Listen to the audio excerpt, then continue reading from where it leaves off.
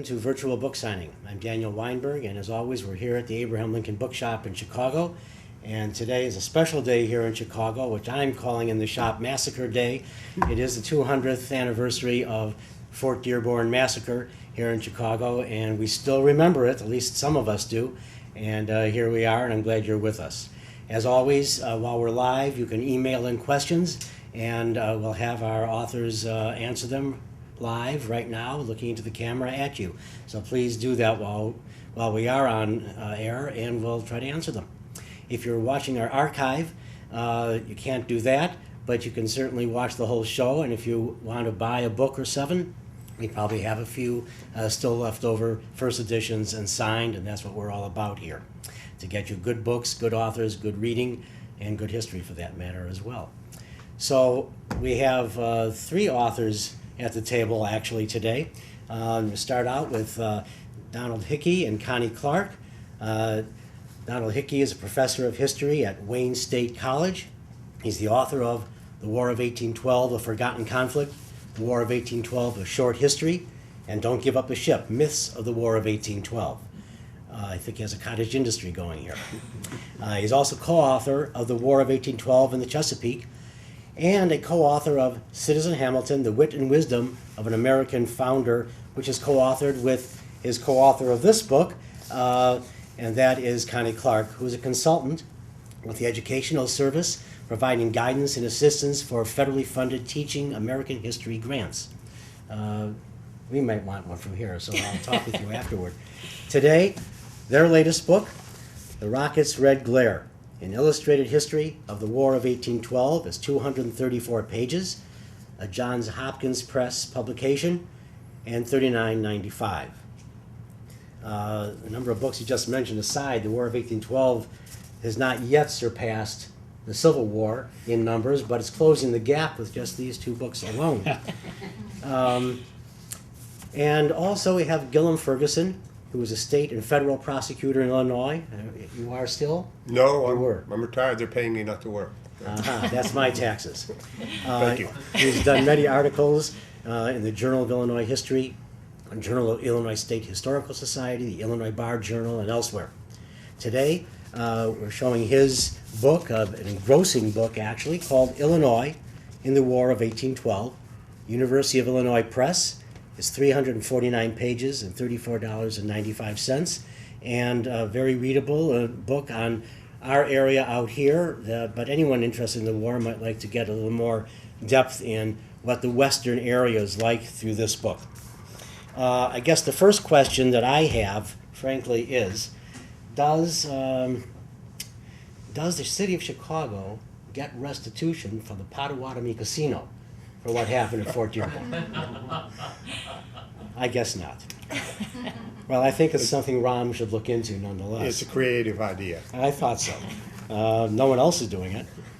And Gillum, in your book, I love the detail of Fort Dearborn. We don't get that very often. And I didn't know that much happened in there, especially all the turmoil that was in that fort.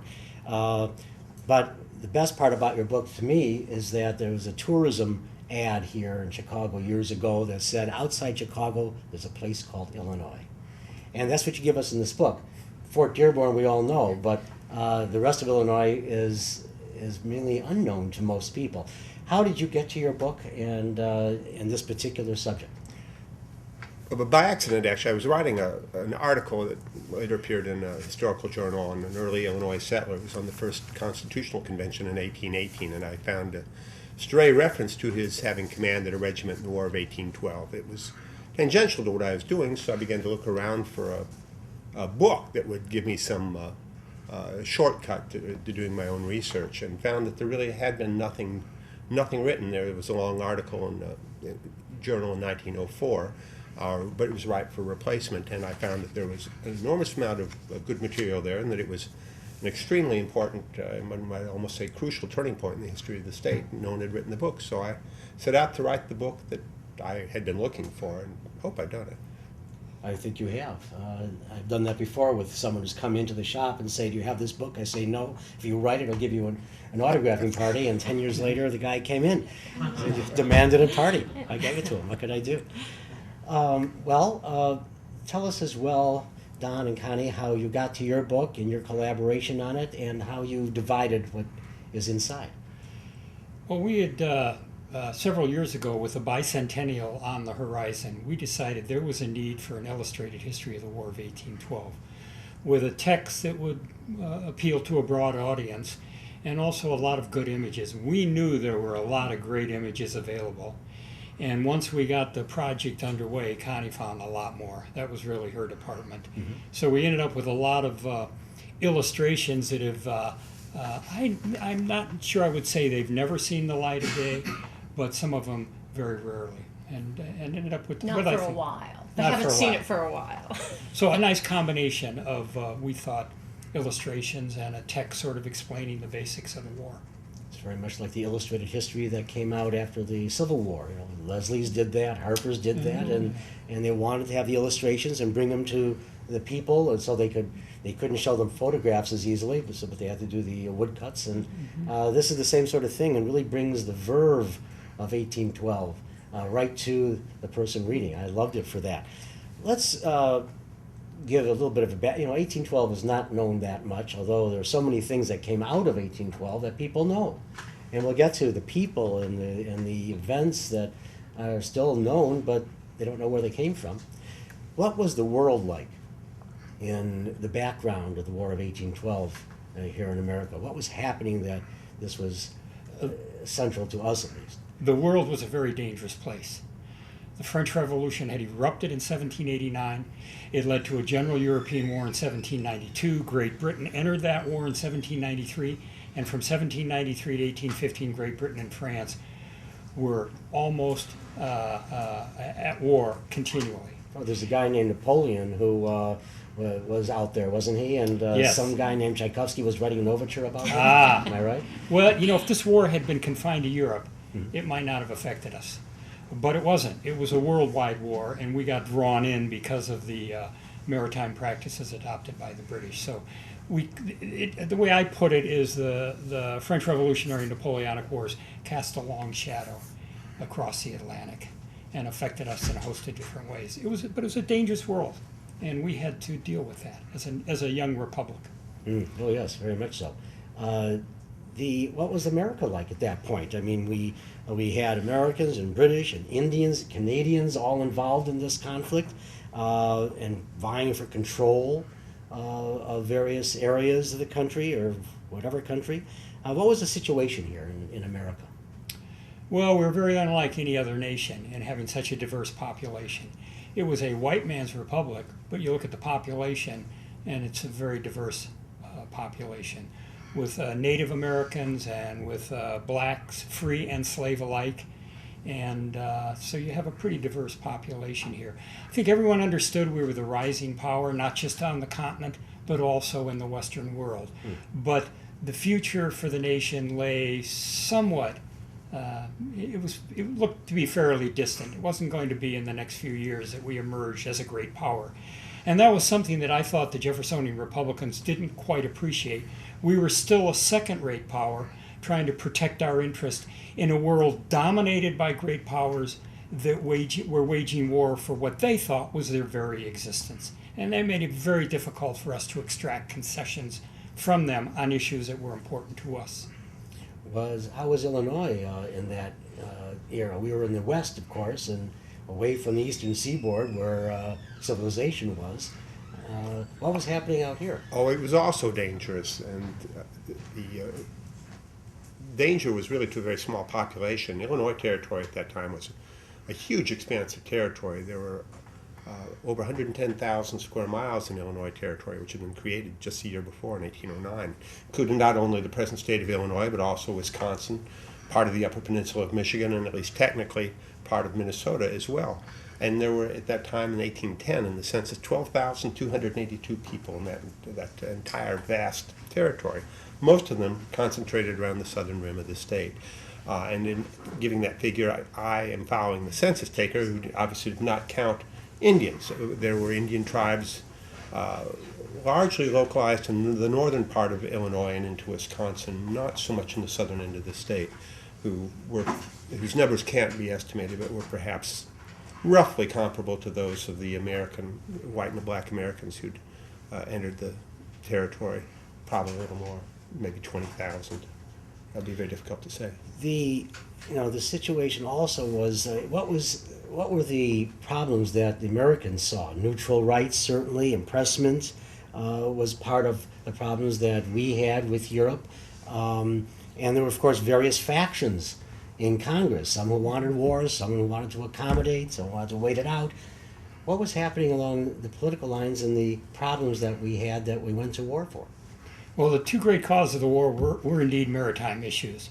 We went to war to force the British to give up the Orders in Council, a series of executive orders that restricted our trade with the continent of Europe, and to give the British, force the British to give up impressment, which was the Royal Navy's practice of removing seamen from American merchant vessels to fill out the undermanned crews on their ships. Congress was divided. The basic division was between the party in power, the Jeffersonian Republicans, forerunners to our modern Democratic Party, and the Federalist opposition, which had enjoyed dominance in the 1790s. Federalists, as a smaller opposition party, were pretty unified, but the Republican Party, the dominant party, was factionalized. There were a number of Republican factions, and one of the fault lines there was whether the nation should go to war against Great Britain in 1812. Well, Illinois and the territories out here in the West were almost a back door in a way. I mean, were we out here in the territories caring about impressment of sailors out there, and some of the other problems the Eastern Seaboard perhaps had? Or was it just that the British were out here with Indian allies and they were going in the back door and we were caught in? Well, I don't think that the residents of Illinois at that time had much say in terms of whether to go to war or not. Illinois had a non-voting delegate in Congress, but their concerns really were with day-to-day subsistence. Most of the people who lived here were subsistence farmers. But they had a great apprehension about the Indians, and it was partly warranted. The Indians were being supplied by British traders who were trying to monopolize the fur trade in this area, and were doing it by issuing ammunition, gunpowder particularly, to the Indians. It sounds sinister, seemed sinister to the settlers of the time, but of course this was something that the Indians needed to hunt to feed themselves and families. And so they had a legitimate need for this, and it was supplied by British traders who had really muscled American traders out of this. But of course the inference that Americans drew was very adverse. I don't know if Don would agree to this. I think what I found was that the attitude of the British towards Indian alliance seems to have been very ambivalent. They needed them in a sense as a force multiplier, but they were also very concerned about the commission of atrocities and the like. Yeah, or going to war. They wanted to keep the Indians in their camp in the event of a war with the United States to offset the huge population advantage of the United States as opposed to Canada. There were 7.7 million people living in the U.S. in 1812, only 500,000 in Canada. So the Indians were potential allies. They were willing to supply them with their needs, and they tried to restrain them, but the Indians had their own agenda. But when they went on the warpath, the assumption in the West was the British were behind that, and that really wasn't the case. One of the things I've also found is that although the assumption is that Western Americans were primarily interested in the Indian problem, you look at the debates in Congress and what they were saying in their newspapers, they were very much concerned about the violation of our neutral rights, both because there was an agricultural depression in the West on the eve of the war, which they blamed on the Orders in Council, and because they thought those British practices threatened our sovereignty. So I would argue that maritime issues did resonate in the West, along with the problem of Indian depredations. But with the French in a struggle with the British, the French had been in here as fur traders, etc. Was there any French influence on the Indians or on anything? Did they try to help out at all? Well, definitely in Illinois there was a good deal of French influence. The French lived really traditional terms of friendship with the Indians that had intermarried, so there were ties not only of trade but also of blood with the Indians, which is one reason that they were very much distrusted by the English-speaking settlers who came in. Mm-hmm. And indeed, many of the French-speaking settlers, particularly in what's now southern Wisconsin, did in fact side with the British. Others rendered good service for the American cause as well, and they divided as any interest group would be along different lines. One of the interesting things about the surrender of Detroit, which came the day after the Fort Dearborn Massacre on August 16th, 1812, the population there was almost entirely French, French-speaking, French descent. So the British were conquering American territory, but American territory inhabited mostly by French people. Interesting, one of the things that you may remember, that one of the first acts of Isaac Brock after capturing Detroit was to order that messengers be sent to summon Fort Dearborn to surrender, not so much for military purposes as to try to save the lives of the garrison. Of course, it had actually fallen the day before, so that wasn't realized. But again, it represented the sort of ambivalence the British had towards the use of the Indians.